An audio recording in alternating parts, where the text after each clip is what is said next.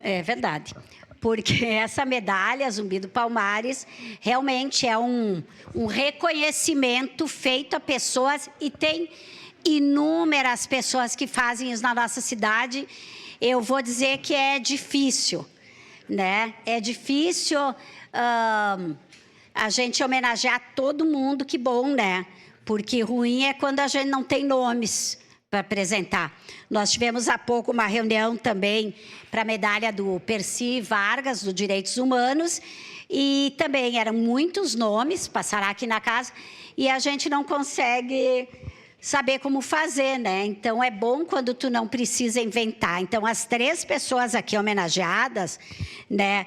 Tanto a Michele, que é advogada, trabalha no Comune há algum tempo, mas tem todo um trabalho na área do movimento negro, como o Serginho, que todo mundo conhece também, coordena aí entre outras coisas, né?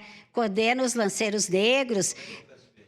A Jaqueline Andrades, também uma mulher negra indicada aqui pela Câmara, por nós, no caso, ali pela bancada, uma pessoa que tem um histórico na luta, e é de emocionar. Eu tinha uma atividade muito importante, um debate sobre a Casa da Mulher Brasileira lá na comunidade do Reolon, no dia 27, marcado há muito tempo, e acabei de desmarcar, porque realmente a gente aprende muito nessas sessões e a gente se comove.